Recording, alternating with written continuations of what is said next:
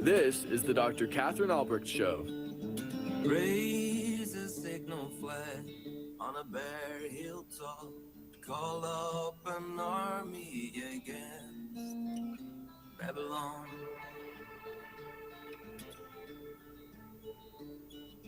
Raise a signal flag on a bare hilltop. Call up an army against Babylon. Wave your hand to encourage them. Wave your hand to encourage them. As they march into the palaces of the high and mighty. I, the Lord, have dedicated these soldiers for this task. Yes, I have called mighty warriors to express my anger. Yes, I have called mighty warriors to express my anger. And they will rejoice when I am exalted. Hello, good afternoon. Dr. Katherine Albrecht here with a brand new show on the Republic Broadcasting Network. I'm delighted to be here at RBN. I am making the jump, making the switch over to RBN. I'm delighted to be with you guys. I've been broadcasting for the last year on KHNC radio in Johnstown, Colorado. And prior to that, many of you might actually know me. I was the Spy Chips lady back in the day. I had a radio program that came on right after Alex Jones on GCN, the Genesis Communications Radio Network. Got my start there in, I've been broadcasting since 2008 on one radio network or another. And I am now delighted to be here at RBN. And I actually have a bit of a history with RBN. This is kind of coming full circle. So I first met John Stadtmiller back many years ago. We actually met on a train on a trip to Jekyll Island, the place where Ed Griffin wrote his book, The Creature from Jekyll Island, about all the problems with the Federal Reserve. And I was a part of that whole community trying to expose the fact that the Federal Reserve is neither federal nor does it have any reserve of money. And we held a conference out there, and the conference got started on an Amtrak train. And we spent 2 days on the train driving to the conference from our various locations where we'd flown in. And on that train, we had the sleeper cars, and we had kind of the conference going on in advance on the train. And that is where I met John Stadtmiller for the first time. I was broadcasting a daily radio program on Genesis right after Alex Jones. I was kind of the after dinner aperitif, I guess, to calm you down after he'd raised your blood pressure a little bit, telling about all the truthful things he was exposing. And then my calming show came on, my somewhat Christian show, although now it's pretty openly Christian. But back then, it was just a gentle look at the world going on from a focus of privacy, especially RFID, radio frequency ID, that I co-authored the book Spy Chips with my co-author Liz McIntyre back in the day. So I was the privacy lady that they had invited to Jekyll Island to give the talk.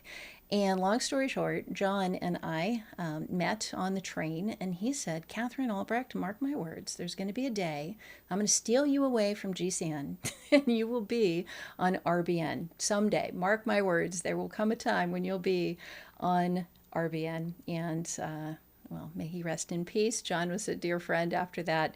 This is, I wish he could see it. We've come full circle, and I'm now broadcasting on RBN. So listeners out there, you may know me as the Spy Chips lady, the privacy person who was revealing those hidden microchips that were being placed into consumer products. Our best-selling book, I think we were in Amazon top 10 bestseller. In nonfiction, our book Spy Chips came out, gosh, it's been like 20 years now. And I traveled around the country, I traveled around the world actually, warning governments, warning people, warning consumers about the dangers of the privacy invasion that was going to come our way through RFID microchips. You may have heard me through one of my 50 appearances on Coast to Coast AM with George Norrie. I did over 3,000 interviews with everybody from Time Magazine to the Times of London to 2020 and you name it, CBS News, Fox News.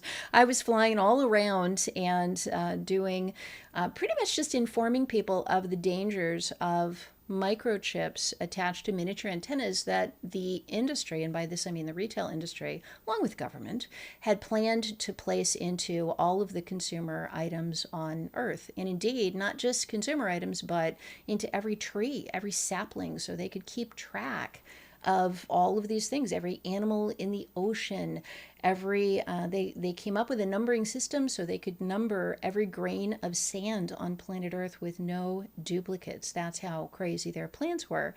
And so I traveled around for a number of years warning people about that. That turned into a daily radio program where I talked about a number of privacy issues. And of course, back in that time, if you remember, back in, 2006, there was actually a push to put these radio frequency microchips, these little things, into glass encapsulated Tic Tacs and inject them into human flesh so that people could be trackable with implantable microchips. And now here we are, all these decades later, and we no longer really need the implantable microchip to track us, although I think that's coming, and I'll talk more about that this hour.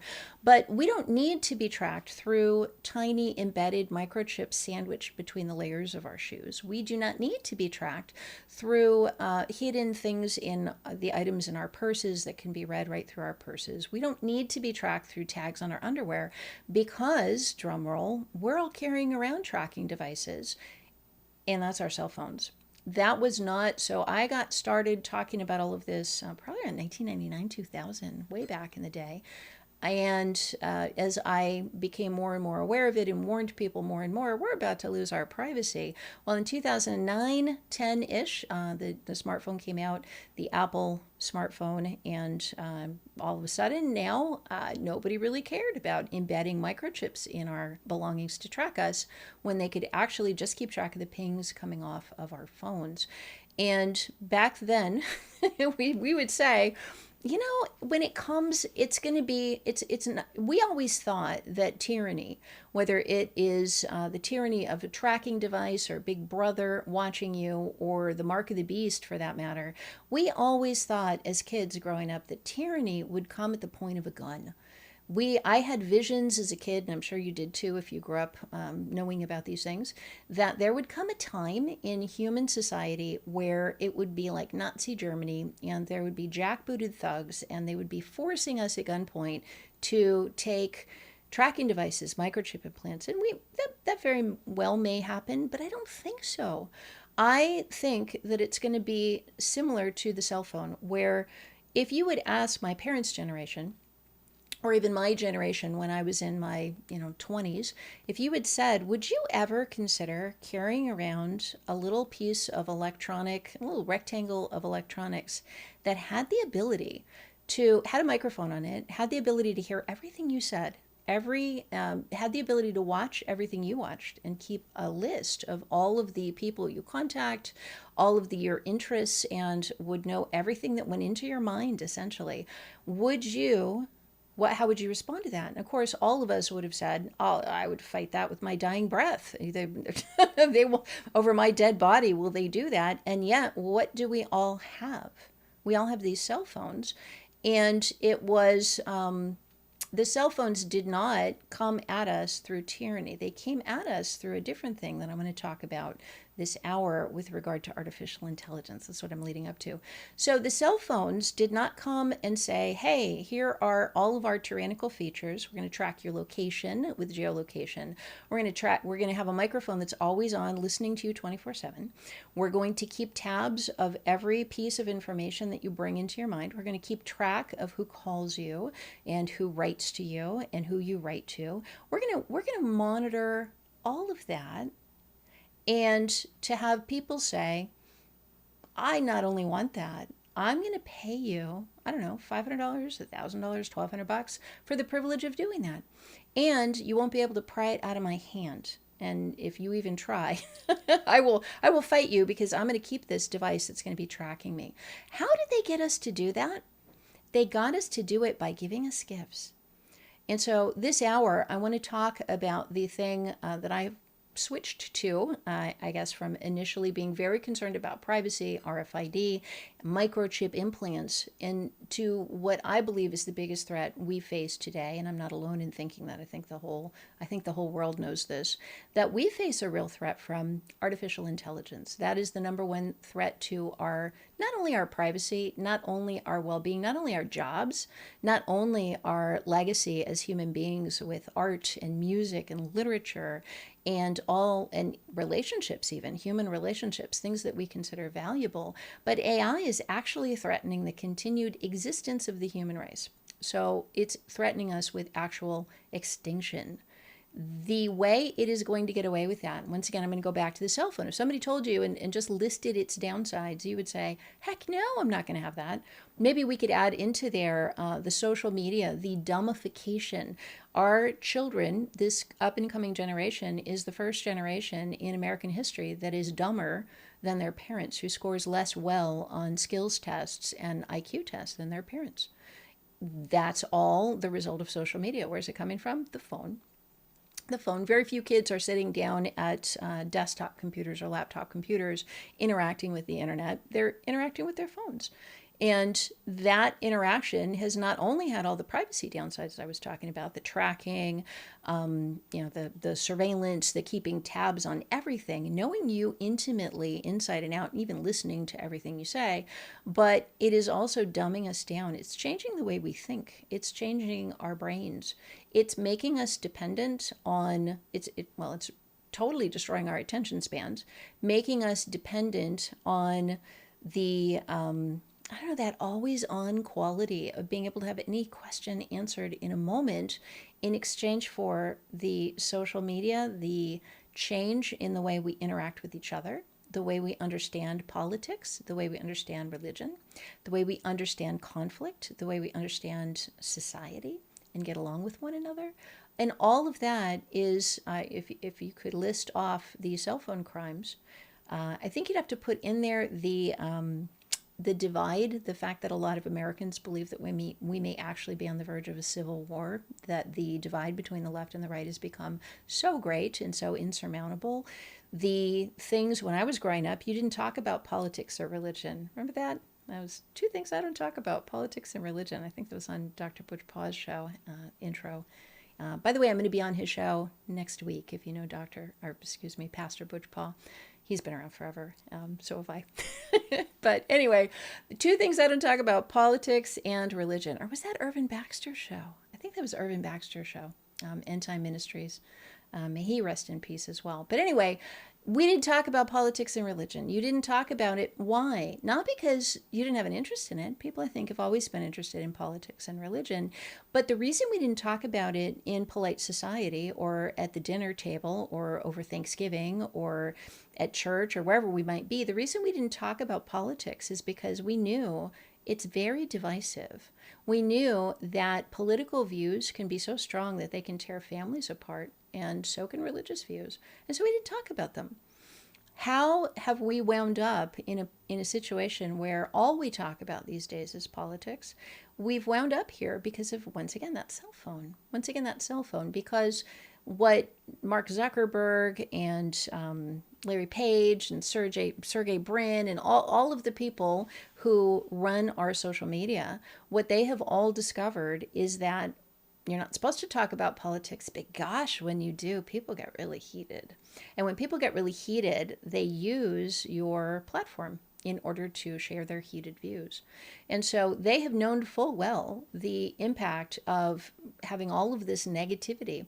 They have found that I think it's 6 times more engagement and more shares on something that's controversial and angry than on something that's just uplifting and positive. So if you post something on there and you say, take a look at what, what's the recent one? Take a look at Kristi Noem's husband, with balloons in his t-shirt. And That's going to get shared like wildfire. That's going to get spread everywhere, but that's negative and it's ugly and it's political. On the other hand, if you said, take a look at Christy Noem's, I don't know, new grandchild that was just born, nobody's going to share that. Nobody's even going to look. So in order to make money, they've taken this device that is in all of our hands and used it to create political division, to create social division, to underscore and reinforce weirdness among people, to underscore and reinforce the, I was just born this way. I was made, like, a whole community of people like me, and darn it, I'm going to be proud of who I am, even if it is something that is harming me or harming others.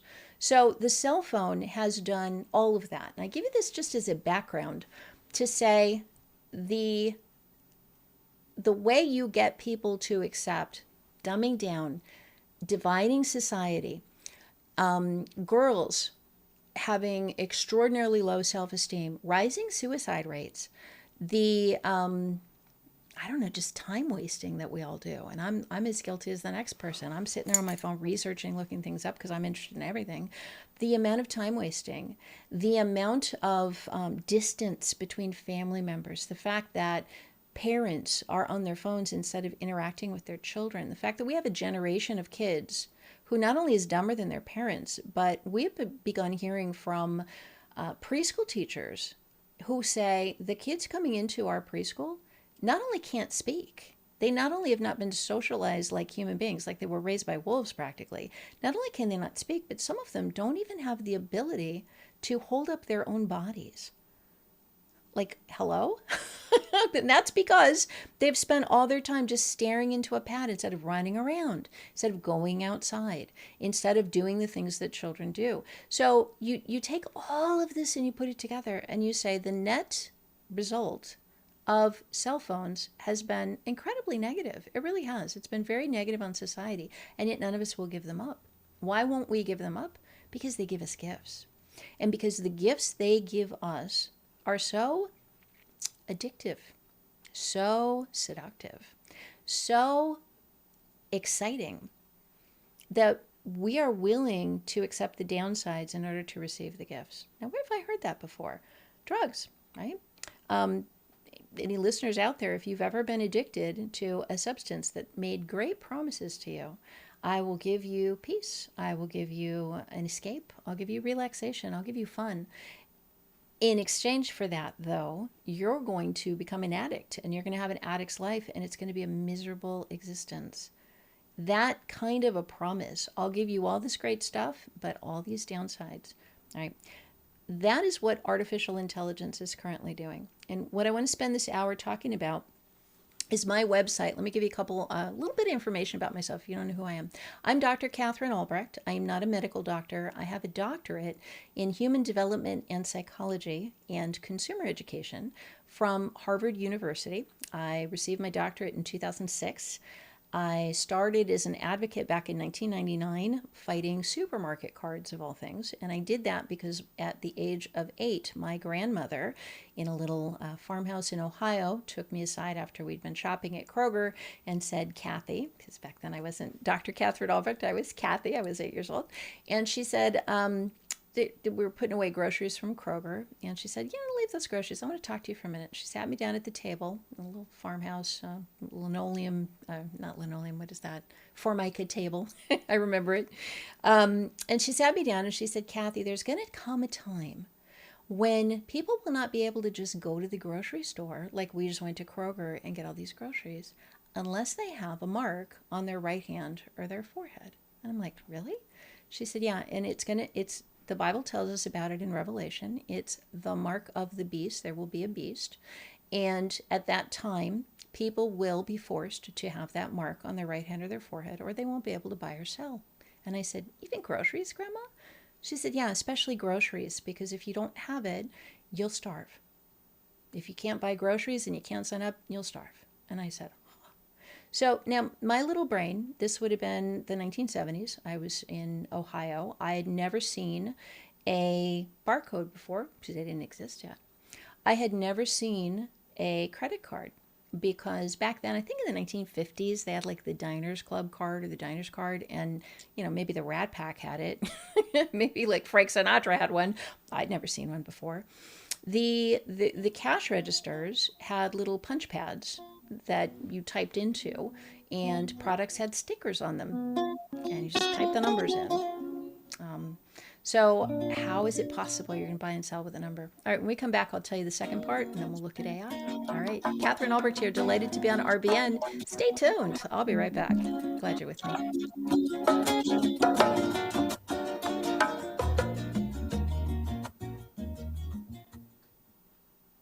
Did you know the IRS?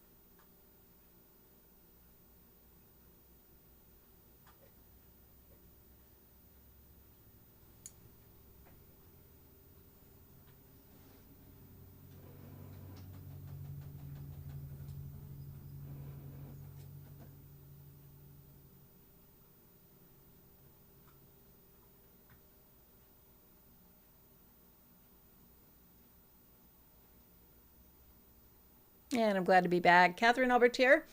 This is the Dr. Katherine Albrecht Show. You can find this program, because I am live streaming it, on YouTube. If you go to the Dr. Katherine Albrecht Show on YouTube, you can find it there. I'm going to be launching that channel actually officially next week. So for right now, it has the archive shows that I did with KHNC on that radio network, where I've been broadcasting since about November of 2024, somewhere in that range. And you can find all of the podcasts and the archives on my website at Katherine-Albrecht.com. And that's Katherine with a K, Albrecht, Albrecht.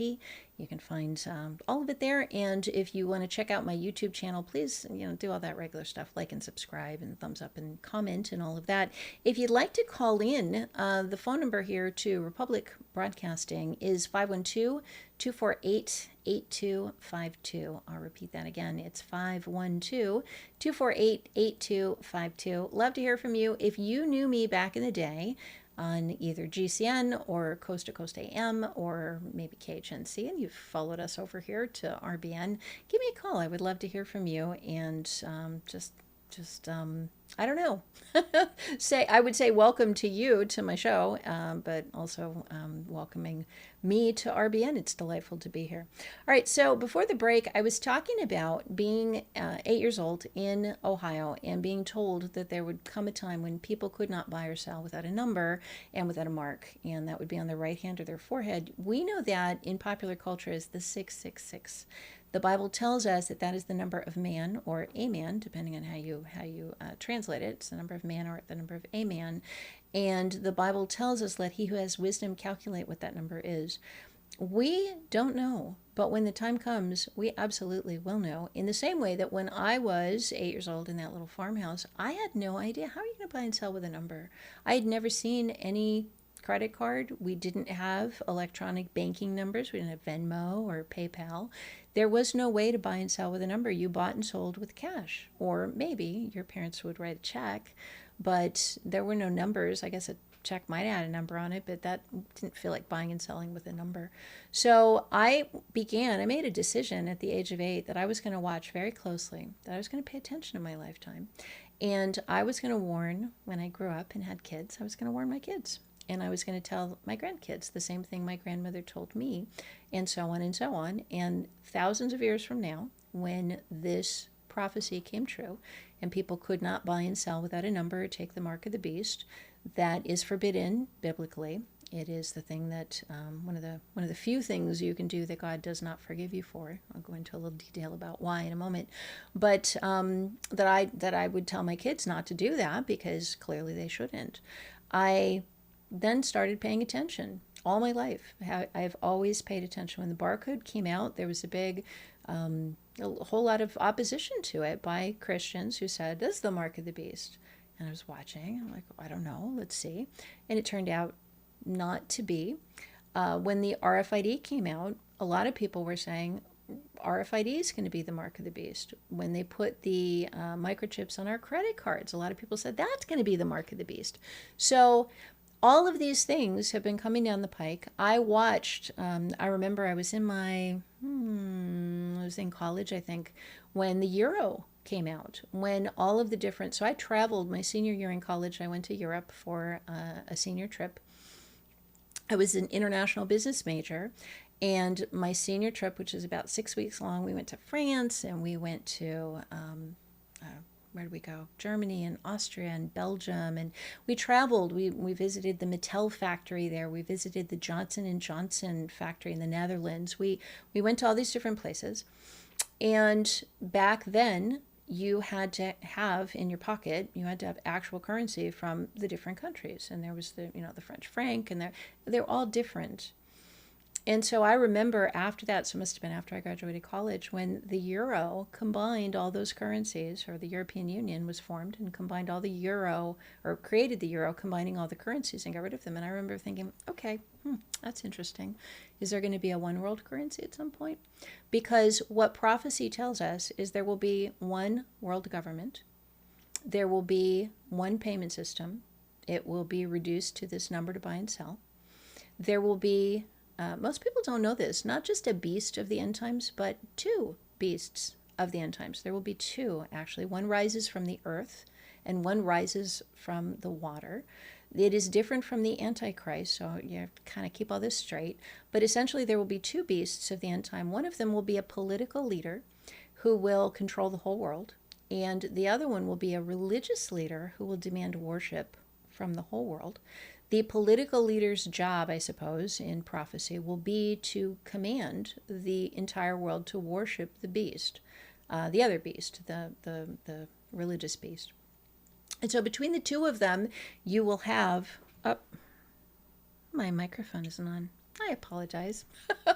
Those of you on YouTube, I am so sorry. We'll go back and add in the sound. I'm still getting used to my equipment here on RBN, so many apologies. Those of you hearing me on the airwaves, nothing has, you can ignore what I just did, but those of you listening on my YouTube channel at Katherine Albrecht Show on YouTube just had a couple minutes of silence. I'm so sorry. I was talking about, if you're listening on YouTube, I was talking about the mark of the beast and the fact that there will be two beasts in the end time, one from the land, one from the water, or one will rise up from the ocean, one from the land. One will be political and will force people to worship the religious beast. All right, so I apologize for that little blip. I will pay closer attention. It's Katherine Albrecht. I'm really glad to be with you either way. All right, stay tuned. I'll be right back.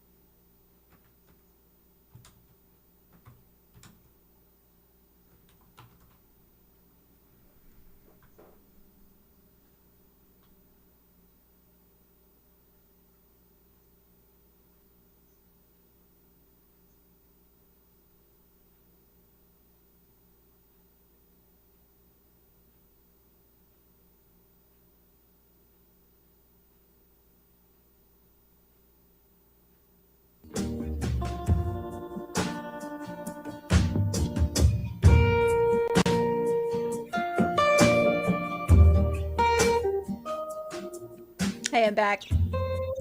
Katherine Albrecht here. So I'm giving you kind of the quick flyby overview of prophecy and how I kind of intersect with it. And then we're going to bring it down to really brass tacks, because let me give you a little bit of background. I'm going to tell you what the Bible says, tell you how I got here, and then I'm going to tell you what God's been doing in my life and showing me, and the reason why I have come back to the radio. I spent 7 years off the air, and in September 2024, I got a very clear call, go back on the air and declare my name to to the nations and warn people. So that's why I'm here. That's why I do what I do. I don't have, I'm not making money off of this. Put it that way. I'm doing this because I am supposed to do it. So I'm very glad you tuned in. I said a prayer before the show began that everyone who needs to hear this message would just get a prompting to turn on RBN, just get a prompting to go to my website at Katherine-Albrecht.com. There's a live chat there, by the way. You can join us in that live chat, and there's a listen live link on my website, Katherine-Albrecht.com, where you can join us. And I've got the window right up here, so if you want to type in there, ask a question, make a comment for the show, I would be happy to read it on the air, or just interact with you. Just kind of type back and forth. That's what I do during the breaks. The phone number, if you want to call in to the show here, is 512-248-8252. I will apologize in advance because I'm still trying to manage the little tiny window that shows me that there is a call coming in. So bear with me, be patient. I would be delighted to bring you on the air, though. 512-248-8252. Let me do that again. 512, that's Texas, 248-8252. And speaking of Texas, I have a very warm spot in my heart for Texas. We did a protest against animal dog chipping in Texas a number of years back. I've flown to Texas, Brave New Books there in Austin. I was a regular guest. They were a big supporter and carried my books, and and Alex Jones, of course, based in Texas, and now so good to be on RBN. So good. I just love you guys in Texas and everywhere else that you're listening, streaming, and hearing the show. All right, so back to my background. So I was told at age 8 that the mark of the beast was coming. Figured someday, thousands of years from now, my descendants will at least be warned and they'll know about it, just like I was. And then I saw these developments happening in my lifetime. The introduction of the computer. I saw my first computer in 8th grade as, ninth grade. They took us into a computer lab and it had cassettes. And we could type just a couple things into a terminal. So I've watched it all. I've watched it evolve. I was a graduate student at Harvard when the internet came out, when Tim Berners-Lee developed the internet in 1993. I was getting my master's in instructional educational technology. So I've always been interested in technology. I've always been, honestly, I think it's God. I've always been at the intersection of these things. I was at the Media Lab, actually, taking courses at the MIT Media Lab when the World Wide Web, the WWW, was actually introduced back in the 1990s. And that has been my experience just pretty much my whole life, that I'm always right there on the cutting edge in the intersection. I first found out about radio frequency ID, those tiny microchips to replace barcodes, at the MIT Media Lab. They had a program there called Counterculture, and it had to do with kitchens. Get it? It's a corny joke, but counterculture meaning the culture of counters and refrigerators and knives and cutting boards and such. And in that program, the big corporations would come and try to recruit MIT. MIT is the Massachusetts Institute of Technology, where all the smart people go. And I was able to cross-enroll there from Harvard because it's only a couple miles down the road. And so I was taking courses there. And they were trying to recruit people to work on this new technology called RFID. And that the Internet of Things was born through that, the idea of taking all the physical things and linking them up. So I was involved in all that.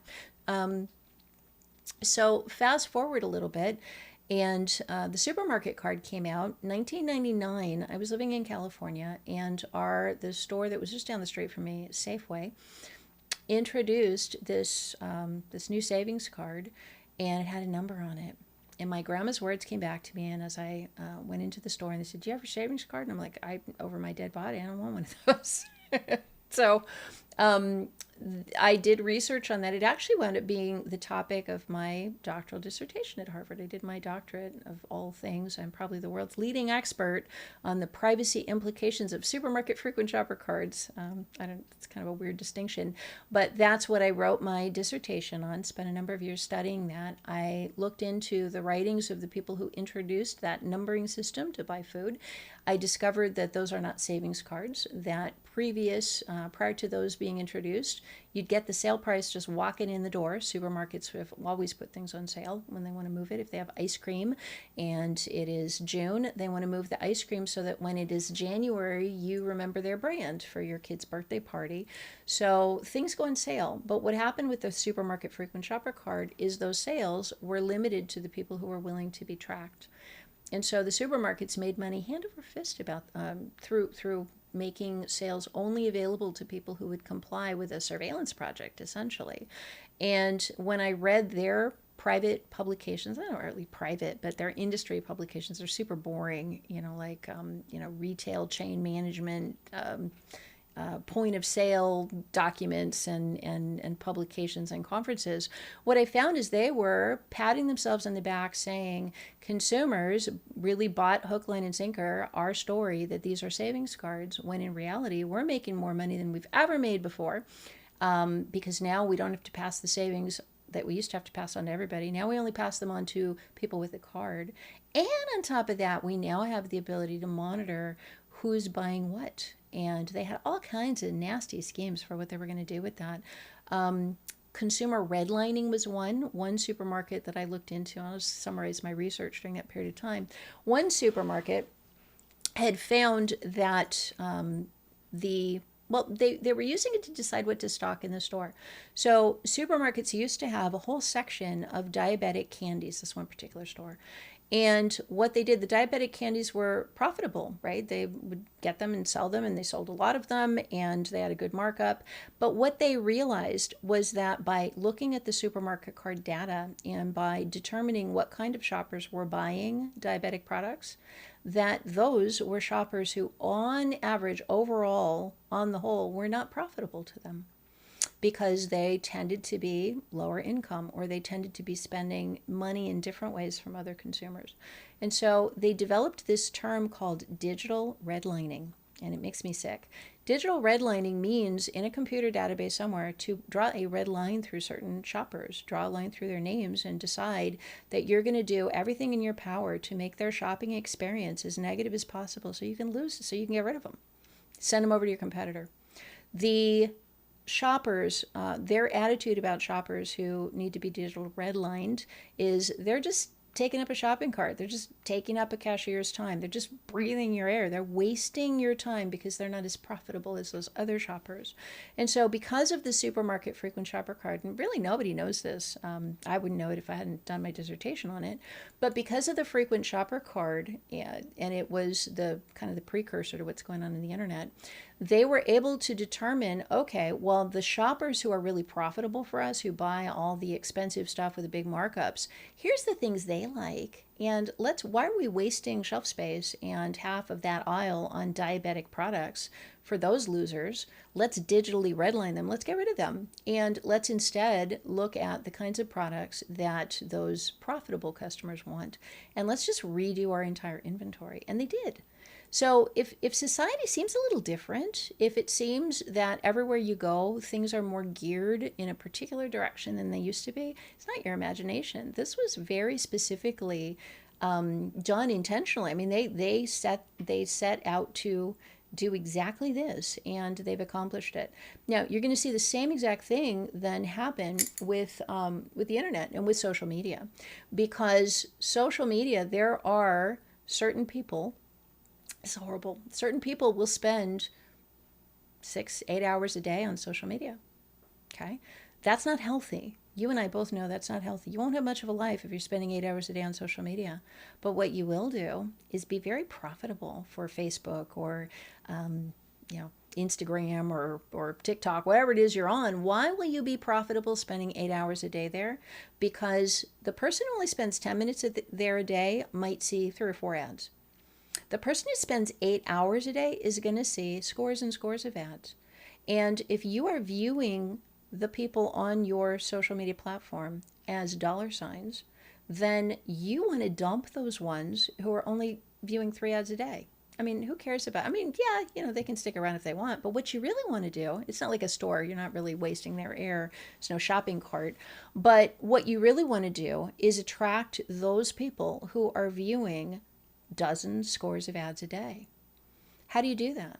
Well, you do it by, first of all, figuring out how to turn people into those zombies. Because if you've got 1 million people out there and 1 million people are spending 5 minutes a day on social media, you are only selling X number of ads. But if you can take, let's say half of them, take 500,000 people out of that million and somehow manipulate their minds, manipulate their interests, use the insights that you have from watching them for so long, and use the insights that you have from psychology and from social theory. And you can now take those people who would be there 5 minutes a day and you can get them there 8 hours a day. You are rolling in the money. Now, you're ruining their lives because spending 8 hours a day on social media is not a recipe for a happy, productive life. It's not a recipe for good relationships. It's not a recipe for a good career. It's not a recipe for mental health or physical health or a healthy weight or healthy mindsets. But they don't care because it's a recipe for making a boatload of money. So there's a reason why we are all staring into our phones like zombified addicts. There's a reason, and that reason, we all kick ourselves like, I don't have the self-control. Why do you think that you are the one without the self-control? It's all of us. So why are we blaming ourselves for this? They have intentionally engineered seductive addiction into our phones because that's how they make money. There's a reason we're all staring at our phones, and they took the research from addiction studies, and I have my doctorate in psychology, so I've looked at a lot of this research. They took the research from addiction studies that was designed to try to help people break gambling addictions and designed to try to help people who are really struggling with addiction. And instead of using the psychology, education, and degrees that people like me got, they brought those people in and picked their brains and used them and used their knowledge to design addiction into their products, to literally put it in. We have callers coming in. All right, I just paid attention. Let's see, we've got Richard and I want to say an MN, is that Minnesota? You'll have to tell me. James in Vancouver and so tiny. Layla in Canada. I'm looking at the clock. We're going to come up on a break in just a second. I would hate to bring you on the air and then have to cut you off. So I'm going to wait for this break to come up. And if you three, Richard, James, and Layla, and anyone else who wants to call in, 512-248-8252, if you can just hang with me and sit tight until we get through this next break, which is coming up. Hang on. At... you can tell I'm really a pro at this, looking at my screens here. It is coming up at 51 in 5 minutes. Well, I can take a caller. Let's do it. All right, let's see if we can bring Richard on the line. Richard, hello. Hi, Richard here from Minnesota. Hello, Minnesota. Okay, got it. I had the guy. Yeah, we got snow here today. So anyway, thanks for calling in. Design that barcode, and every barcode. Yep, every barcode where you buy or stuff around the world, there's 2 little lines in front, 2 little lines in the middle, and 2 little lines in the back. Those are all sixes. There's six on every barcode, every item you purchase. They're rubbing our noses in it. Isn't it nuts? It's crazy. Yep. When that right. Actual mark comes and they're putting it in people's foreheads or on their hands, they're going to just write. I literally think they're going to just put 666 right on it and go, ha ha.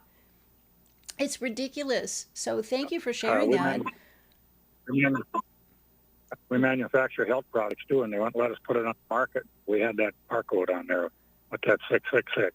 So I got to tell you something. I wrote a book that I'm going to be talking about called I Won't Take the Mark. And it's actually a children's book, a book for children, warning them like my grandmother warned me so that grandparents could warn their kids.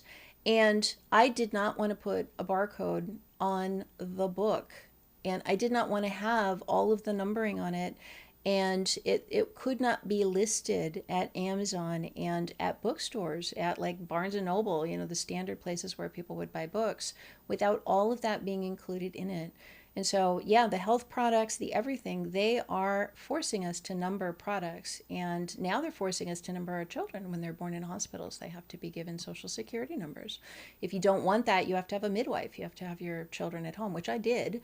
But they're numbering everything they can number, everything they can get their hands on. So yeah, thank you for that observation. I appreciate it, and I'm so glad to welcome you to my show.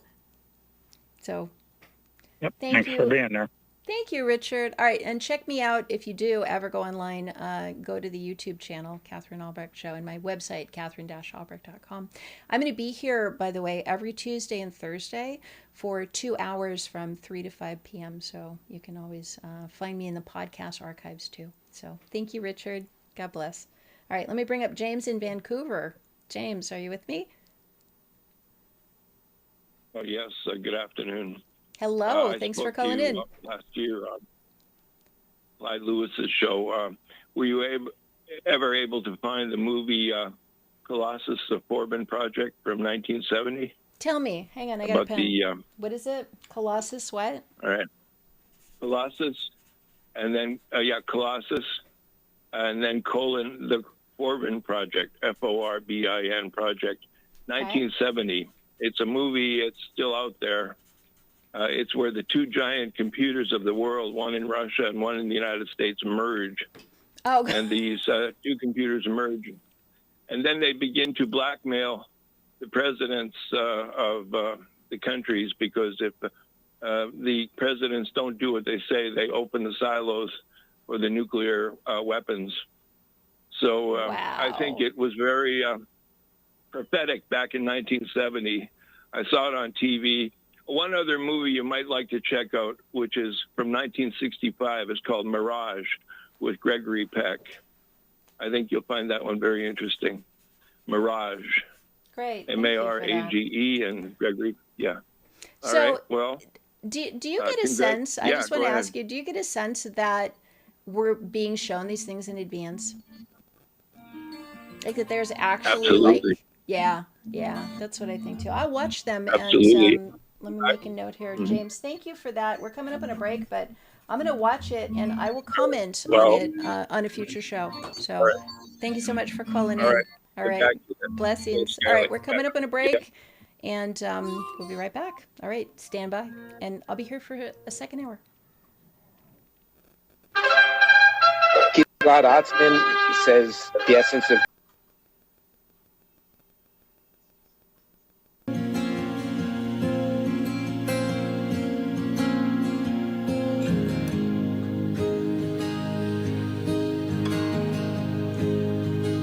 Look at the birds.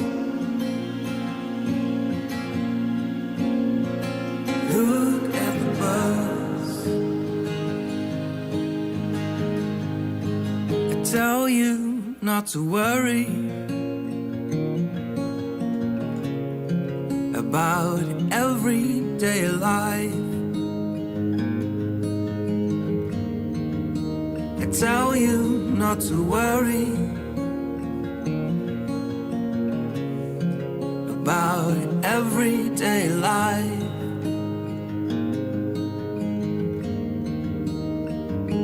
Can all your worries add a single moment to your life?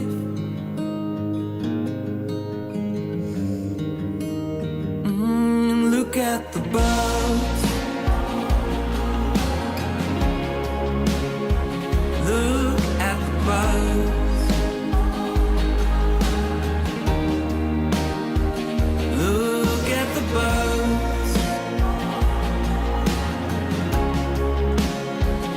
Look at the birds.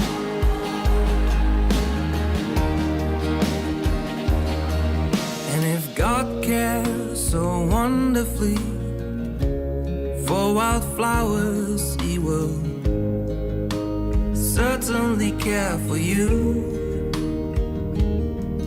And if God cares so wonderfully for wildflowers, He will certainly care for you. Can all your worries add a single moment to your life?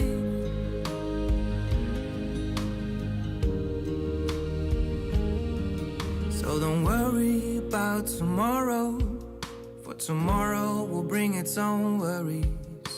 Today's trouble is enough for today. Yeah, look at the birds. Look at the birds. Look at the birds.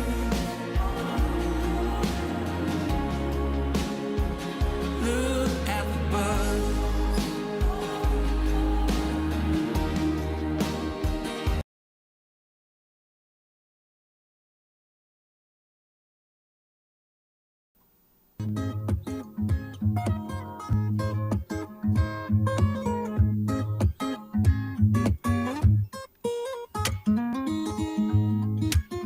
Hey, Dr. Katherine Albrecht here. Delighted to be on RBN. Coming down in the last segment of this hour, but I am on every Tuesday and Thursday from 3 to 5 p.m. Eastern Time, and that is 1 to 3 p.m. Central Time. I think I have that right. Getting all my time zone straight. It is delightful to be here with you. I've been doing this for many, many years. I've been an activist since 1999 when I started fighting supermarket frequent shopper cards of all things, and I have since earned my doctorate from Harvard in human development and psychology. I have since fought against RFID, radio frequency microchips, and the mark of the beast. And now, and I'm going to be talking about this in the second hour, I'm fighting artificial intelligence. So I'm going to be sharing with you in the second hour. I want you to stick around. I'll be talking about the crimes that artificial intelligence has committed. And I'm going to be talking about why it is that we all sort of instinctively have a feeling of being prey in the presence of a predator when we think about artificial intelligence. And the same way that the cell phone has gotten us all zombified and wasting our lives and fighting against each other and becoming dumber and all the other things that it's done to us, the same way that that has happened through offering us gifts, the gift of navigating wherever you want to go with Google Maps and being always reachable by your family and friends through texting and through phone calls, the ability to look up anything at any time and listen to music and do all the things we can do, all those gifts. We have accepted those gifts in exchange for all the downsides. And AI, boy, I'll tell you, the phone has nothing on artificial intelligence when it comes to hooking the bait with gifts. All right, let's go to the phones. Layla in Canada. Hello, you're on with Dr. Katherine Albrecht. Yes, hi, Catherine. I wanted to welcome you to RBN and just comment on the fact that I think you're a delightful addition. Jim Fetzer is wonderful, and fortunately we'll continue to have him 3 days a week, but you're certainly pleasant, very pleasant. Your voice is very delightful, and I have to comment that I was sitting in my armchair listening, and then I heard you say something that is so rare. You said going to rather than gonna. And I thought, oh my God, the person who knows how to articulate. Woohoo! So, Well, I hope you don't lose that quality. Oh, wonderful. I swear I'd never say gonna, and yet I find myself, it's inevitable. It's like any addiction. If you're exposed often enough, long enough, and I've caught myself saying gonna or wanna, when I hate that. And it shocks me because people like John Mearsheimer, Jeffrey Sachs, all of the highly intellectual, very articulate, educated individuals have all fallen into it. Wanna, gonna, and you're a listener after my own heart. Thank you. Yeah, and also the other thing that so you'll be a pleasure to listen to. One thing I hope is that you pronounce both the first C in the double C, like an axe seed is not acid. Of course it's axe seed. I mean, the first C in the double C is pronounced as a hard K. And I'm stunned at how many will say they will accede to that. No, they won't accede. It ain't a word. I will accentuate that first C. Thank you. Thank you, Layla. We're going to get along great because I love the English language and I love using it correctly. So you will hear fewer, not less. You'll hear fewer mistakes on my show too. All right. Many blessings. Thanks for calling in. I look forward to having you in my audience and maybe calling in again. Yeah. So, and check out my Indeed, I YouTube will. channel. All right. Awesome. Thank you, Layla. And Brian, we're coming up on a break, but it won't be long. I'll be right back on the other side of the break. So, Brian in Davenport, Iowa, thank you for your patience. Please sit tight. I'll bring you up right after this break. I'm Dr. Katherine Albrecht, Katherine-Albrecht.com. Stay tuned. Since December 2023, the X39 patch has helped with pain relief and my strength and stamina. Proper use of the X39 has been proven to significantly increase human GHKCU copper peptides in the body.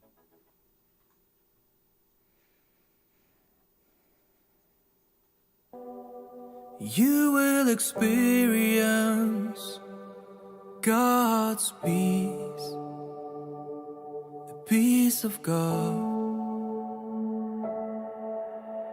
Then you will experience God's peace, the peace of God, which exceeds anything we can understand, anything we can understand, which exceeds anything we can understand, anything. Raise a signal flag on a bare hilltop, call up an army against Babylon.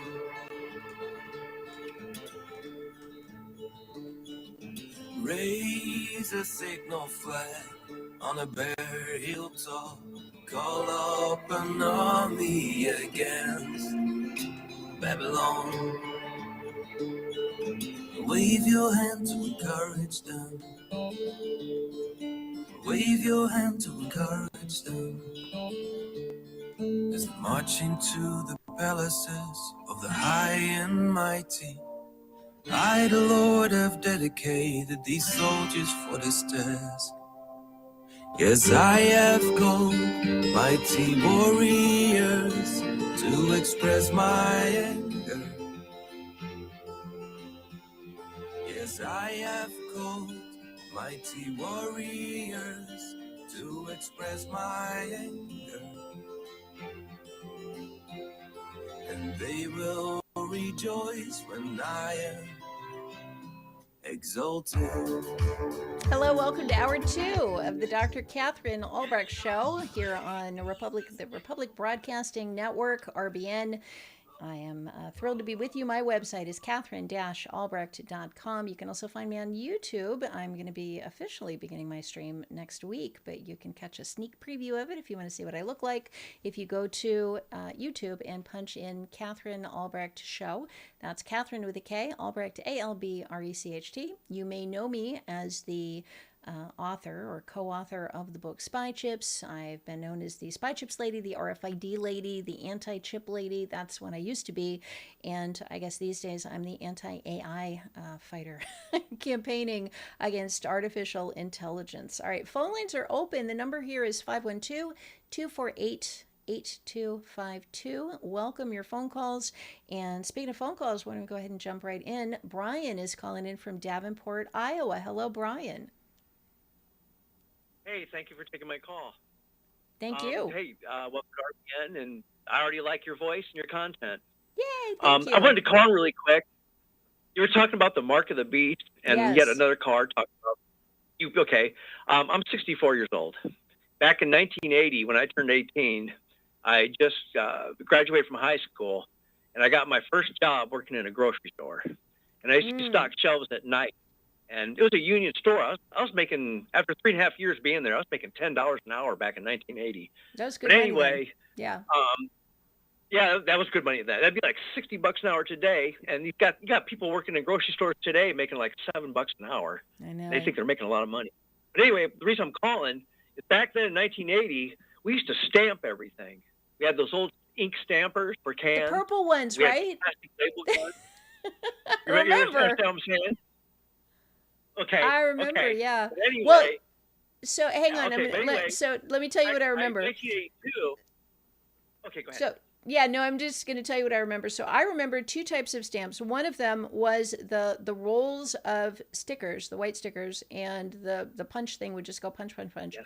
And the other one was the like purple dye stamp, like the purple ink that they would put on the meat and on various things. And if you got home and you set it down, the price tag side down on your counter and it got wet, it would actually leave that purple dye and a stain. I remember that on the Formica counter. Which kind were you doing? I was in grocery. I did dog food aisle, soup aisle. So I was So stamping lots of which cans, kind of and price I had a tags paper were you gun. stamping? What with your little handheld device? What price tags were you doing? The stickers or the purple stamps? I did both. I had a Okay. gun and I had that ink stamper. Okay, so I kept the plastic gun on the back of my belt on my backside, and I had an ink stamper on my belt on the side. Yep. And after I worked there for a year, by 1981, they started putting those UPC stickers up on the shelves, Mm. and we were all wondering, like, what's that? That's the time I ever seen that barcode symbol. By 1982, they moved to scanners, and the point Yep. of my call is all those UPC stickers they had on the shelves so we could order our items all started with 666. All of them. Really? And back we I used didn't to go know on break, and now and then we talk about what's that all about? Huh. Why is that? Isn't that? They all Interesting. started with 666.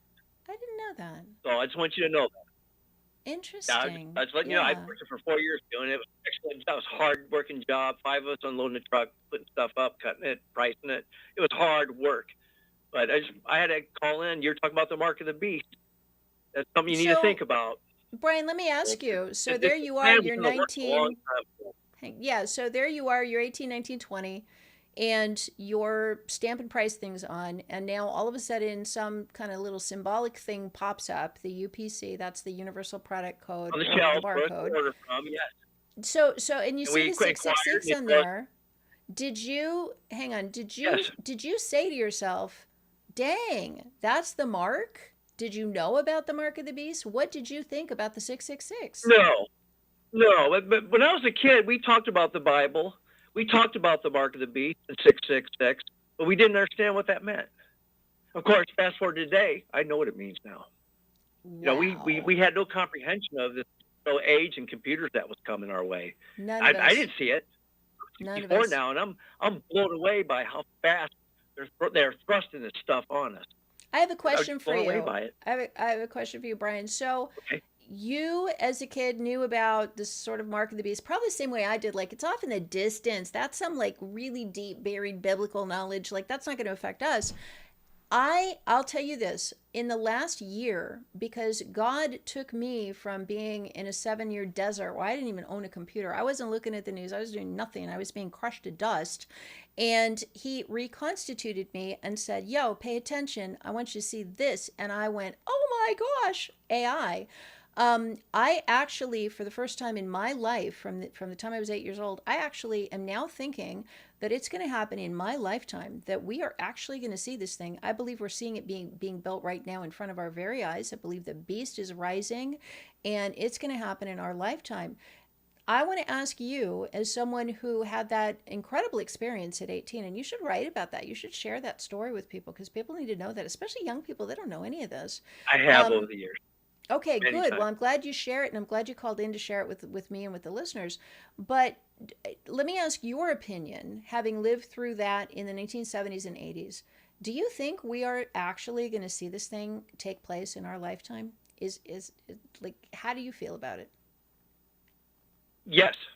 I mean, if you keep yourself healthy and live long enough, because it's Art Bell. I'm sure you've heard of him. Oh yeah, He wrote coast a to book coast. called The Quickening. Yes. He wrote a book called The Quickening, and it seems like every week everything's going faster and faster and faster. Everything this direction in which we are moving.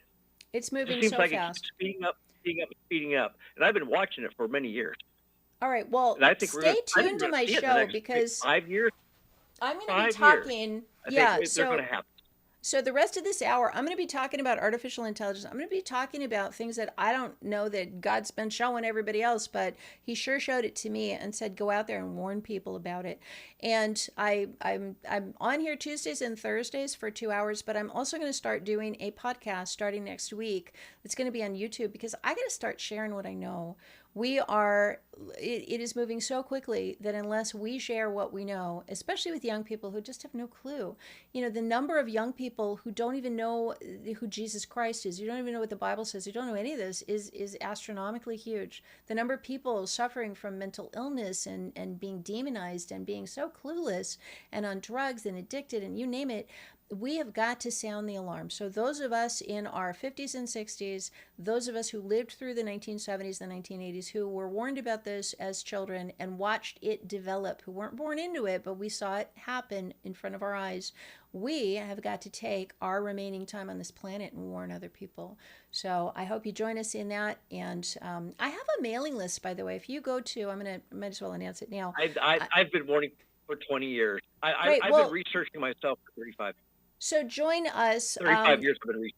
I'm going to take one more call and then I'm going to go to talking about my anti-AI website. I'm going to tell people what it is. It's realisgood.org, as in artificial is bad and real is good. So it's realisgood.org, and I'm going to be talking about that website and sounding the alarm. So if you want to go to Real is Good and sign up for our mailing list, join the resistance against AI and against the mark. I'd love to have you join us. So thank you so much for calling in. I will. Hope to hear Thank from you very again. much. All right. Blessings. All right. Quickly, I want to go to, let's see, what do we have? Tom in Florida? Yeah. Was that just Tom? Hang on. No, that was Brian. Let's go to Tom in Florida. I think I have it. No? Yes. Good day, man. Nice to speak with you. First time speaking. Yeah, Tom, Florida. Yeah. Hey, yeah, Tom. All right. AI. Hi there. I just worry about. Oh, yeah, how you doing, dear? And good day, everybody. I just hope, I've been looking at this AI a little bit too, and I think these woke. Can you imagine when AI really goes woke? I mean, it's one thing if it has a little conservative platform, but if it goes woke, oh my goodness, all the BS they're going to start shoving on us with the woke AI. I mean, it's going to be horrific. So I got to say, I think AI is going to be a devastating thing for people who have conservative viewpoints. If we allow a certain group to get a hold of the control. Well, by the way, speaking of AI, yeah, go ahead. Yeah, I was going to say, so the thing that AI is going to do is it's going to oppose God because, and I'm running out of time to talk about just like hundreds of hours of stuff to tell people, but I'm in the process of writing a book about the history of technology, and AI is the culmination, it's the end point, because the devil has always wanted to imitate what God does. So back in the Garden of Eden, the devil said, if you eat this forbidden fruit, you'll have the powers of God. You can do everything God can do. And here we are. We can blow up entire cities with atomic weapons, and we can create test tube babies, and we can do all these things. We can change people's gender. Only God could do that in the past. So our technology has given us the powers of God. But the reason for that, and again, my whole life has been about watching for this mark of the beast and watching for the beast. God sent his son, Jesus Christ, to dwell among us in bodily form.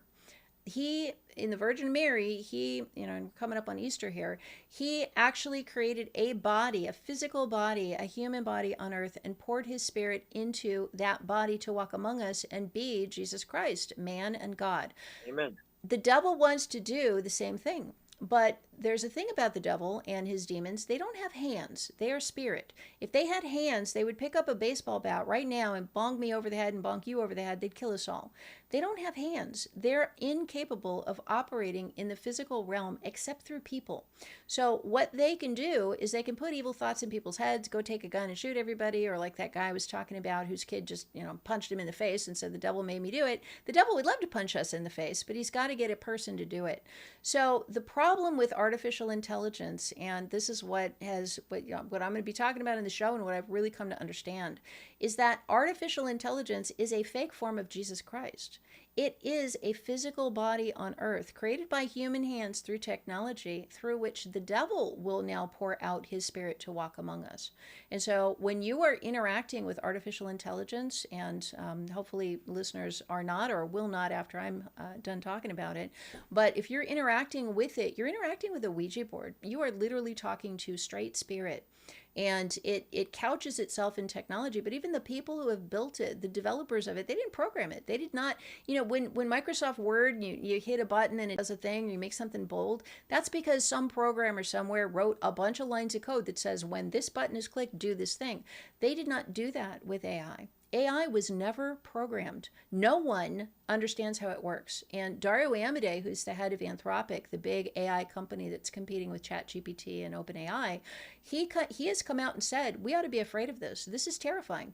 We took something called a neural network, which is just kind of an open fabric net, of software, but it's not really programmed to do anything. We stuck it in to a ton of computers, and we're talking GPUs, graphical processing units, which are like the size of, they're huge, and there's thousands of them in one of these AI data centers, which is where the cradle of where they build them. And then we poured in incredible amounts of power, energy, enough energy to power entire cities. We poured that in there. So we gave it a neural net. We gave it a body, basically, in these computers. And then we poured power in. And guess what? Something popped out. And the thing that popped out is inexplicable. No one can explain it. No one can explain it. And what Dario Amodei says is, in the history of technology, we have never before, ever had a technology that we could not explain why it's here and why it does what it does. And I have the answer to that. The answer to that is it is spirit. And you can judge a tree by its fruit. I'm going to be talking about this. The spirit is dark. Go ahead. Well, no, Kathleen, I agree with everything you basically say, but Jesus changes everything. He does. Jesus Amen. Changes everything. How he does. There's a thing called Christ Laurel. I don't know if you heard of that, Christ Laurel.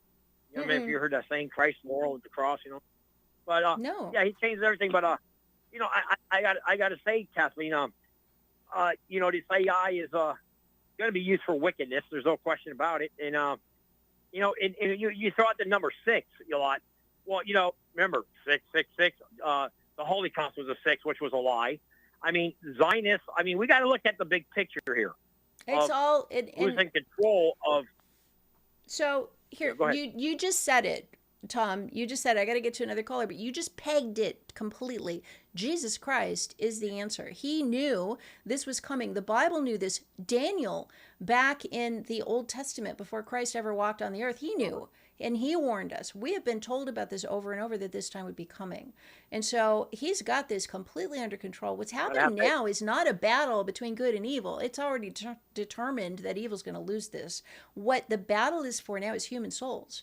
It is, are people going to be deceived? Are they going to take the gifts, the incredible gifts that AI is giving people, and lose their souls? Is that what they're going to do? Or are they going to join the winning team, renounce their worldly citizenship under the devil himself, which we're all born into by being born on this earth?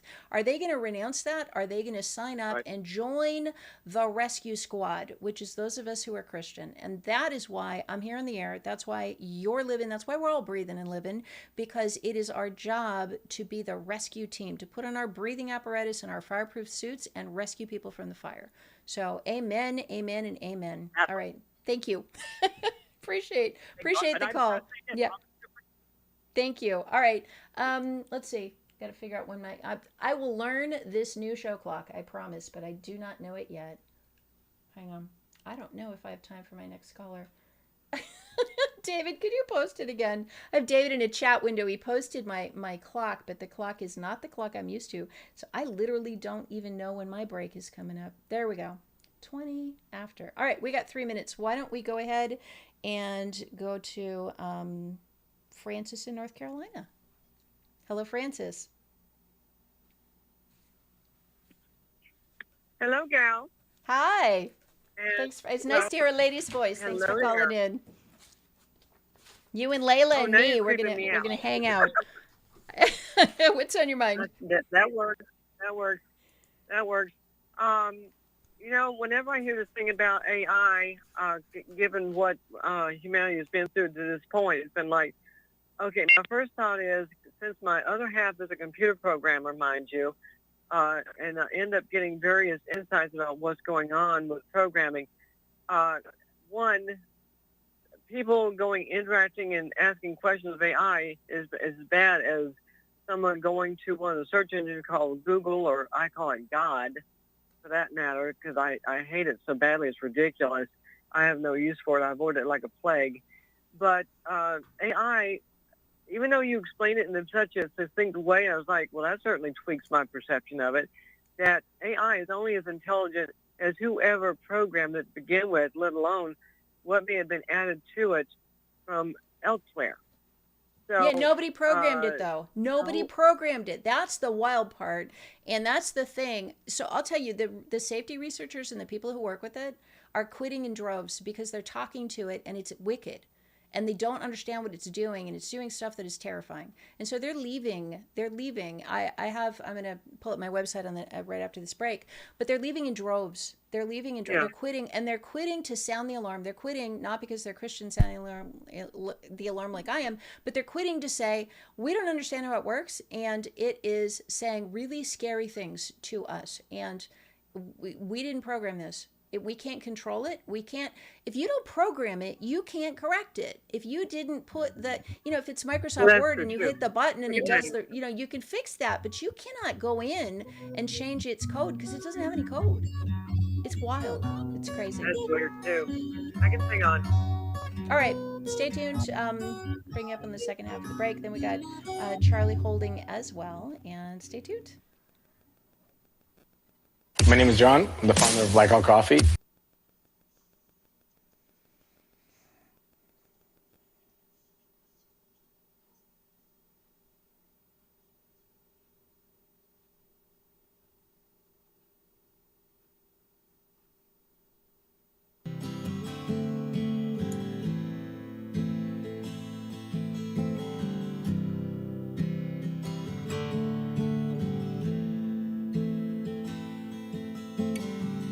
Therefore, humble yourselves under the mighty hand of God,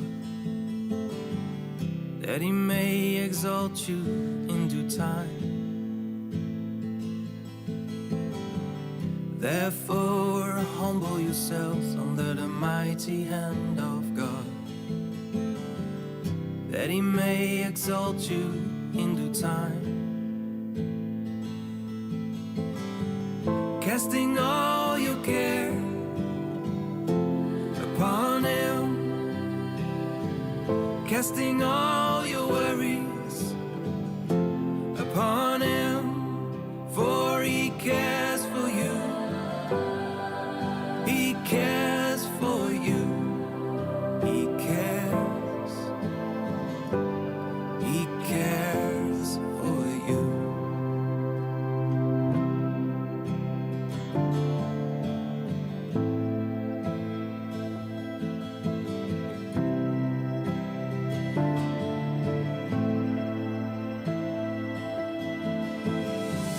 Stay alert, watch out for your great enemy. He prowls around like a roaring lion, looking for someone to devour. Stand firm against him and be strong in your faith, casting all your worries upon him,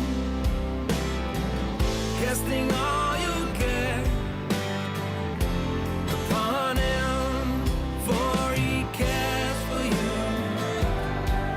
He cares for you.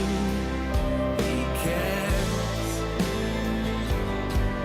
He cares for you. Oh.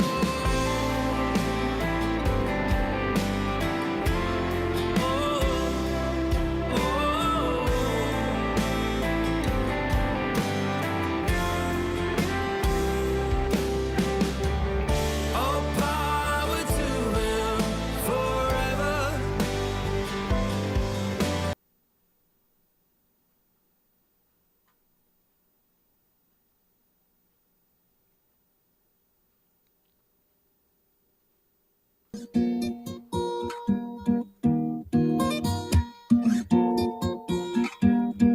I'm back. Katherine Albrecht here. Let's go straight back to Francis, who's been patiently holding through the break. Francis, are you there? Not a problem. Before I forget, have a fun weekend to you as well. Thank you. As far as the it's going to be Easter, by the way. to So polish up the AI yeah. deal. Go ahead. Indeed. What was that? As far as finishing off the AI scenario, one, I guess my question is, who created the basis for it to be worked on or allow itself to create itself or whatever? There had to be a basis somewhere, somehow, Correct. by someone. Yeah, so there's a guy, a guy, if people are on YouTube, I can show you. There's a guy named Jeffrey Hinton. In fact, let me pull up his picture. He is the most crushed looking human being I think I've ever seen in my life. Jeffrey Hinton. All right, look him up. Hinton, Jeffrey Hinton. And if you click up an image of him, and I use the Start Page search engine, let me pull you over here. If you're on YouTube, it's YouTube Katherine Albrecht Show, but I'll just tell you, Jeffrey Hinton is he's widely considered to be the godfather of AI. He devoted his whole life to this concept that back before we even had PCs, personal computers like the Apple computer and the desktops and laptops and all that, he believed that it was possible to take all of the computer capability and turn it into an artificial intelligence. And he won a Nobel Prize from that. Hang on, let me see if I can get you there. This is, there we go. All right. So if you're on YouTube, you can actually see him. This man, now let me tell you the story of Jeffrey Hinton. This man worked for Google, actually, as their top AI guy, and he stepped down to warn humanity, and he regrets his life's work. He now says it is that he regrets every step of it, everything he's ever done. He believes it is going to kill all of humanity. It's going to make us extinct, that it will destroy us. And he is one of many, many. Remember, I told you lots of people have stepped down and quit from working on AI because they're scared to death of it. He is one of them. So here is Jeffrey Hinton, AI pioneer. And if you look at this picture, he is just a miserable looking man. This is not the worst. I've seen really awful pictures of him. But he has written a lot. All of this pioneering work, if you go back to the first computer, it was called the Mark, which I think is kind of, again, in your face. The first computer that was ever created was the Mark. There's a piece of it at the Science Center in Harvard that I used to walk by. Later, they came up with a second one, so they called it the Mark I and the Mark II. And what the Mark is it was used to create the first atomic bomb that we dropped on Hiroshima. That is what the first computer, the first mainframe computer that humanity ever created was used to do, is create nuclear bombs and decimate people. So that's it. And you can go all the way back. I'm going to tell one more story here. So Jeffrey Hinton is the father of AI, but widely acknowledged to be the father of computing is a guy named Charles Babbage. Back in the 1800s, mid-1800s, he created the difference engine, or the calculating engine, and that is widely considered to be the very first computer. And in fact, when they were building computers in the 1940s and 50s, they based them off of his design. So he is the father of computers. Well, he tells a story, and you can look this up in his autobiography, Charles Babbage, like cabbage with a B. He tells a story that when he was 13, he was a schoolboy in England, and there was a wicked story circulating around. Again, it's like a chapter in his own autobiography about his own life. A wicked story that certain men had achieved fame and money and power and influence by essentially giving their souls to Satan. And so, like any other 13-year-old idiot, he said to himself, this is so wicked and evil, he said to himself, he said, I think I'm going to see if that's real or not. So he went up into the belfry of a church at midnight, alone, and drew a circle around himself in blood, and then recited the Lord's Prayer backwards and summoned Satan. He actually tells this story. Like, why would you admit that? And here's what he says. You won't believe this, Francis. He says, Well, this is why I'm now an atheist, because nothing happened. No black cat arrived. No wicked man appeared. Nothing happened. Yeah, I'm telling you. So you and I both know absolutely something happened. Absolutely, that man gave his soul to Satan in exchange for power and fame. And Satan used him, because Satan doesn't have hands. He used Charles Babbage to build the first computer. And there you have it. So that's the legacy. That's where this stuff comes from. That's where we get it from. Yeah. If anything, that reminds me of the film series back in the '90s that people thought, "Oh, wow, that's groovy, that's neat," or whatever the case is. The Terminator series that they had back in the '90s, which this is putting me a lot in mind of. Although at that time it was in your face, it was tantalizing, it was titillating, and everything else, and people, they made a lot of money off of it. But people thought, it would be neat to have something this. Well, put this way, you now have rotary round vacuum cleaners that operate themselves in your home. The little iRobots, they just cruise around and clean your floor. Don't get me started. Don't get me started. And remember the Jetsons, the cartoon, the Jetsons, where you have like Rosie the maid, and you're flying around in your little whatevers, and you're seeing yourself on the telescreen, which is now our cell phones. Crazy stuff. Anyway, well, I'm glad you found my show, Francis. We're coming up on a break, but it's so great to have your call. Please go to my website, Katherine-Albrecht.com. You can't handle the truth. You're listening to Republic Broadcasting Network. Real news, real talk, real people. Because you can handle the truth.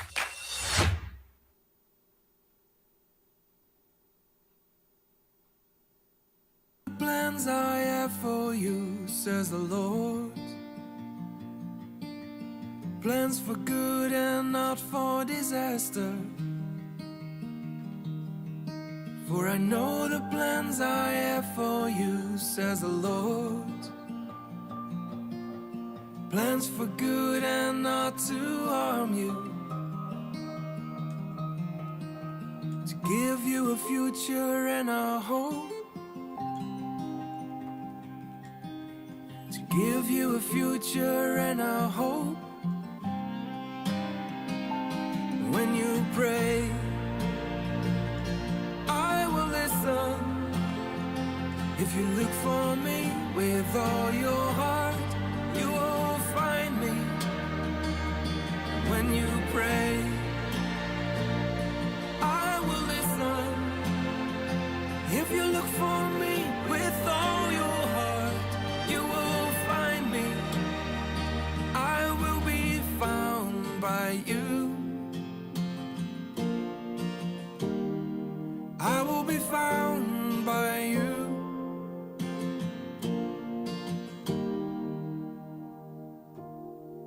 For I know the plans I have for you, says the Lord. Plans for good and not for disaster. For I know the thoughts that I think toward you. Thoughts of peace and not of evil. To give you a future and a hope. To give you a future and a hope. When you pray, I will listen. If you look for me with all your heart, you will find me. When you pray, I will listen. If you look for me with all your heart, you will find me. You will find me.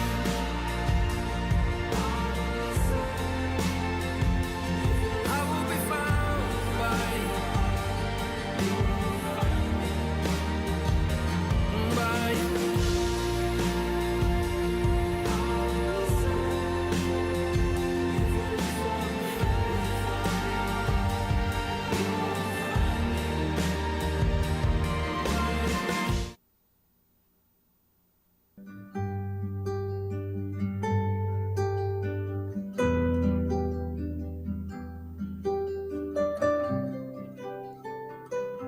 back. Katherine Albrecht here. We've got Charlie holding on the line. Before I get to you, Charlie, thank you for your patience. I just have a couple more things I want to say. So I was talking before the break about Charles Babbage, the father of the computer, and about how he made a deal with the devil at age 13, which he tells about in his autobiography. I also want to talk about Steve Jobs because people don't realize that Apple Computer. Now, we were talking about the 666 and having the like in your face. The 666 is right there on the barcode, apparently.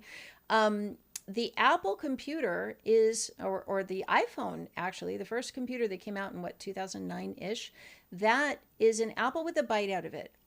Right? The symbol is an apple with a bite out of it. Steve Jobs did that on purpose. The original Apple symbol was designed by an artist, and it was a line drawing of an apple on a tree because Steve was a kind of a health nut and he ate a lot of apples.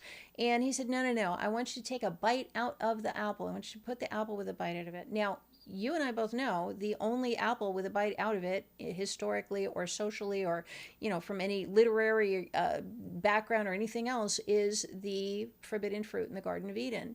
Now, it probably wasn't an actual apple, like it might have been some other kind of fruit. Who knows? And it doesn't matter. The importance is the symbology of an apple with a bite out of it is Satan. It is literally humanity's deal with Satan to accept technology as the powers of God, to reject God, and instead choose a deal with Satan to develop his powers through technology. And Steve Jobs put it on there. Now, this isn't surprising when you know the history of how Steve Jobs became who he was. At the age of 19, he was a college dropout. He was a loser. He was a hippie. He stunk to high heaven. He needed a haircut. He was hard to be around, according to the people who know him, because he didn't shower, and he was really a jerk. Just not a nice man at all. We know this. Even when he was running a company, he treated his employees like dirt. He got his girlfriend pregnant, had a kid, and then denied it was his kid. And just a despicable human being, really monstrous person, like not a nice man at all. But at age 18 or 19, he was even less of a nice person, and he had nothing going for him. He and his buddy took a trip, a pilgrimage, I guess, as it were, to India, where he wanted to meet gurus. He wanted to sit under, he totally rejected Christianity, totally rejected all of the Judeo-Christian religions, and wanted to go and study under Eastern mystics. So he went, and this is in a biography about him by one of his friends who went with him. So he found out all those gurus were all charlatans. It was all a sham. There was nobody there for him. There's nothing. He and his buddy camped out in a ravine. Unbeknownst to them, that was a riverbed, and there was a flash flood at night. If you've ever seen a flash flood, it's like a tsunami. You ever seen those videos? Like the water just comes, a wall of water is coming towards you. And his friend recounts that Steve Jobs, with literally dropout, with no prospects, no money, no career, no nothing, he fell to his knees and began praying out loud to any God that would hear him, that he would serve that God the rest of his life if it would save him from the flash flood. And if you are dropping to your knees in a Hindu country where they have thousands, tens of thousands of demonic gods, then you are going to be controlled, because that's what he offered. He said, use me. I will serve you all my life if you save me. So a demonic god said, yeah, I'll do that. And Steve Jobs tells the story later that experience combined, not the experience of falling to his knees, but the experience of going to India, combined with his use of LSD and actually going into other realms and channeling things and seeing stuff there and bringing it back, that is what changed his mindset from I need to go to college, I need to get a good job, whatever, to I can change the world. I will change I myself personally, me, Steve Jobs, loser that I am, I personally have the power to change the entire world. And he did. And so the symbol of that deal that he struck is the apple with a bite out of it. And I think it's so ironic that the devices that everyone's hypnotized by staring into has a symbol of the Garden of Eden and the fall of man on it. It gets worse. In when the first Apple computer was released, he, tongue-in-cheek, priced it at $666.66. Why did he do that? He did that because on purpose he wanted it to be 666. Right? He wanted the apple with a bite out of it. The whole thing. I have gone back, and this is why I'm writing a book on this. I have gone back and I have found that all of the major technologists throughout the 1800s and the 1900s have struck deals, dark deals, like Charles Babbage, like Steve Jobs, like so many others like Thomas Edison, Nikola Tesla, that I can go back and show. And I did not know this until I went, there's something weird. A lot of these guys did weird stuff. And so I went on a journey, and a research journey, and I said, I'm going to find out. Here's what I learned. The people who did pure science, and it's like Isaac Newton. People don't know Isaac Newton, who, the apple fell out on his head, and he wrote Newtonian physics and math and all that. He wrote more words about scripture and about God than he ever wrote about science. He was a man of God. And he viewed his scientific discoveries as giving him a greater understanding of who God is. So I found in my own research, just looking up random names, I was like, I didn't know this. I found that the people who were pure scientists loved God and wanted to understand. And the more they understood about the way God has created the world, the more in awe and admiration they were of the incredible things that he's done. But the technologists, because what is technology? Technology is taking knowledge, right? Knowledge from science, and applying it to achieve what? Power. That's what it is. It's achieving power over nature, over other people, over information, over whatever. But technology is applied knowledge. It's taking the knowledge of how God operates the world and how the world works, applying it to obtain power for human beings. That's technology. And it is a double-edged sword. It gives you great gifts with one hand, it stabs you in the back with the other. Every technology that we have ever had or developed has given us gifts and stabbed us in the back. And I opened the last hour talking about the phone doing that. It's given us great gifts. I love the gifts that come from my phone. Won't deny them, they're terrific. But the downside is not worth it. Same with artificial intelligence. All right, so with that background, let me bring Charlie on. Charlie, are you still with me? I am. Welcome to RBN. I wanted to welcome you. I have a show here on RBN myself on Sundays.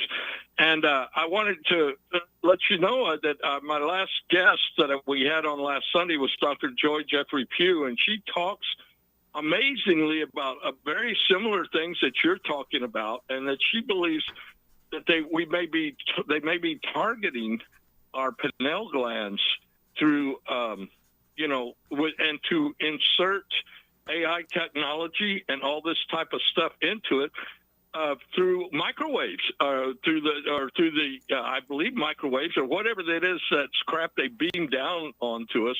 Anyway, if you want to check it out, you could go and listen to the archives. We have archives on RBN, and look up the Hidden Report with Charlie, and it was the show that we had on this past Sunday. But I wanted to add a couple of things.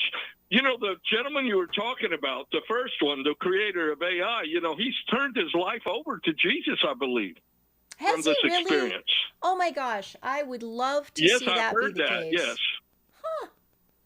Well, yes, I've read that somewhere. I don't know how true it is or what it is, but I've heard that story, and I heard that he actually, in the process of all this, he spoke for years, and then finally about the dangers of AI, and then finally he gave himself up to Jesus.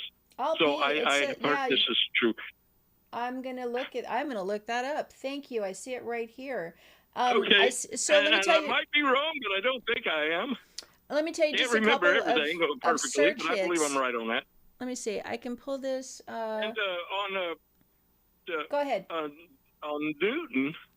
Yeah, on Isaac Newton, he was very much a Christian, and he did a lot of research and I think he rewrote the Bible or in the original tongues or something of that nature like that. Yeah, he spent a lot of time trying to understand. Yeah, he spent a lot of time trying to understand faith and understand God, and I think he did so faithfully. So, wow, thank you. That's I don't know. I'm blown away. What we have to look forward to is them programming our pineal gland or whatever, and taking over our existence with this AI So do you stuff. think they're really going to have to, though? Because I'm going to go back to what I was saying earlier about we always thought they'd have to have guns and sneaky stuff to get us to allow ourselves to be surveilled and controlled. And yet we voluntarily have phones. So if you want to talk about how they're changing our bodies, and I want to do a show on gender and the ways in which technology and intentional efforts by people at the top have created this gender disaster that we're living through right now. All of this stuff that you're talking about, pineal glands or soy in our food and phytoestrogens and just all the changes that humanity is going through, increasing rates of gastric cancer because of all the stuff in our food. All of this is, some of it I think is done intentionally. So I'll agree with you there. I think some of it is like putting soy in our food, I think was designed specifically to stop the population explosion that they expected in the 1970s. And it's worked a little too well and backfired. Now they're having difficulty having people want to have children or want to have sex or want to be involved, in procreation. But I believe that was done on purpose. There are other things that I think have been done completely just out of wanting to make money, and they have had horrible effects. And on that, I'll say like the social media, like programming addictive qualities in there so you can make more advertising dollars by getting more eyeballs watching. And it's just a side effect that it's hurting us and changing us and killing us. So I think it's a combination of both. But, the Bible tells us that the love of money is a source of tremendous evil, the root of evil. And the love of money, if you're going to put money above people, then yeah, you're going to make decisions that are going to make people sick and change our world for the worse. Yeah, I think the biggest problem we have coming down the road are these huge AI data centers that are going to be coming in. Do you know? So stay tuned and tune into my show, because I did a huge campaign against data centers and I've done a massive quantity of research. So I am actually on the board of directors for community mental health for my county here in Michigan. And I got started in all of this back in September 2024 when God said, get your radio show back and declare my name to the nations. And I didn't even know what a data center was. And he picked me up and plunked me right into the middle of a data center fight that has since led to all the rest of this. I didn't know about AI. I didn't know about any of this. But he has systematically led me, because they were going to build a data center next door to my church and an elementary school in our little rural community here in Michigan that was going to consume more electricity just to power that one data center than all of our homes and businesses in our community combined times 100. This thing was going to suck up all of our power. Yeah. And I created, because I'm an activist. And do you know who gets the benefit of that? Oh, you know who gets the benefit of that? The devil? No, I don't know. 6%, I think, or more. The devil for sure, but I think a large portion, 96% or more of the data that these data centers create is being sold to guess who? Our federal government. Yeah, well, now that they're using it for... A lot of people believe it's Mr. Palantir, So go to AI.gov. Go to AI.gov and you can see Donald Trump's big push to fight against China. Anyway, I'll let you go. Yeah. All right. Awesome. Thank you, Charlie. I'm so glad you're listening to my program. All right. Let me go ahead and I'm going to jump to, I'm sorry. I doubt as he's pushing all that hard, but I'll let you go. All right. Awesome. Thank you. Thanks for calling in, Charlie. God bless you. All right. Let me go to Fritz in Kentucky real quick before the break. Hi, Fritz. Hello. Nice to talk to you. Nice talking to you. Glad you called. I just want to add something to your thing about the apple. You know where the idea that the apple was the fruit of the tree of good and evil comes from, don't you? It's a Latin pun. Okay. Oh, for malice. Malice. An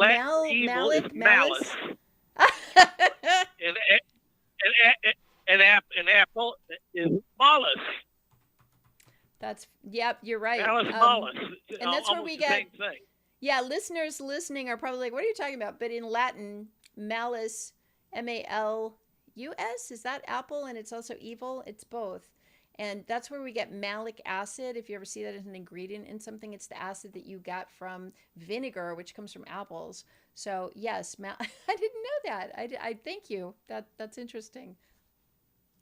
Yeah. All right. Well, thank you for that and insight. another one thing, you had an earlier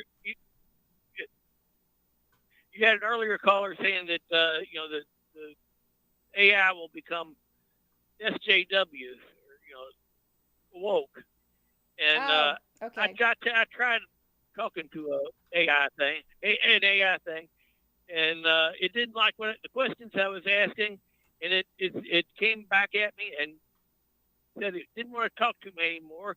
And it sounded just like a social justice warrior. Yeah, I would. So God. I'm glad that it told you not to talk to it, because none of us should talk to it. Anyway, Fritz, thanks so much. Thanks so much for the call. I'm going to go to Peter in Florida. Peter, are you with me? See, we got Peter. We're coming up on a break, so I'll catch Peter on the other end after the break. So, all right. I would give out the phone number, but we are coming down to the end of the show, and in 7 seconds, I think we're going to hear music, Peter. So I'm gonna have you hold through to the second, to right after the break, and then we only have 10 minutes left. All right, Katherine Albrecht here. Let me give you my websites again, Katherine-Albrecht.com. There's a chat room in there where you can chat with other listeners, and you can chat in real time. You can also chat through the YouTube chat. I can see those up here. I can't keep track of all of it simultaneously, but I'll do my best. You can also go to YouTube at Katherine Albrecht Show, and you can actually see me and see what I look like. I'm here broadcasting in my studio. There are archives at RBN. There are archives on my website at Katherine-Albrecht.com. There's a ton of content. And I didn't even get to my realisgood.org anti-AI website. But if you check it out, there's a place where you can sign up and join us. And there's a place on realisgood.org where you can print out 8.5 by 11 flyers that list AI's crimes. And on my next show on Tuesday, because I'll be back, today's Thursday. Yeah, I'll be back Tuesday. Have Easter coming up this weekend, and then I'll see you guys next week. And on that show, I'm going to be talking about the website and AI's crimes and how do we respond? What do we do? All right, stay tuned. I'll be right back.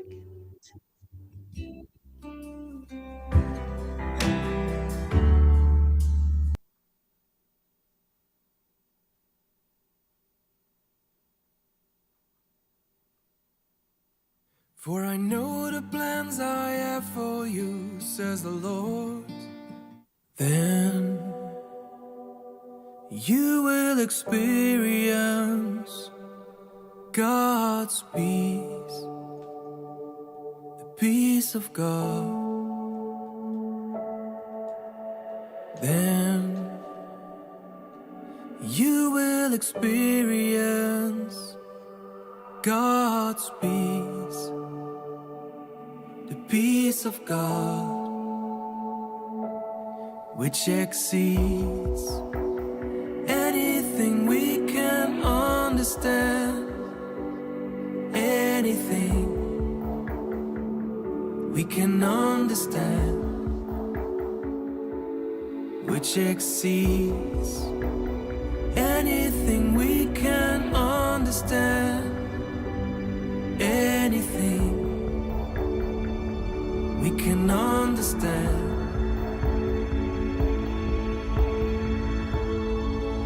His peace will guard your hearts and minds as you live in Christ Jesus. Oh, His peace will guard your hearts and minds as you live in Christ Jesus. Don't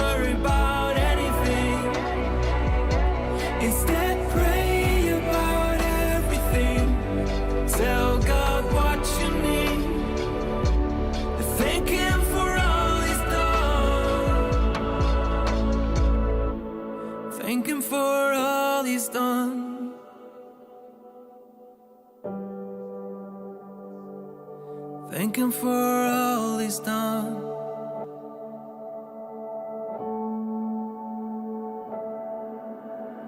Then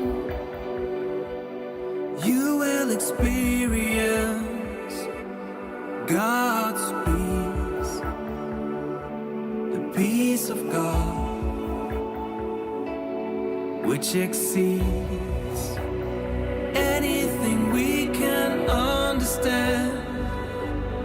Anything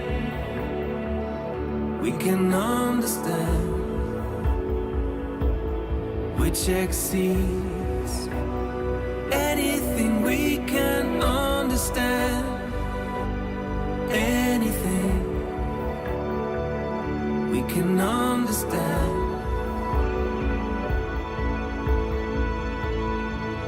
His peace will guard your hearts and minds.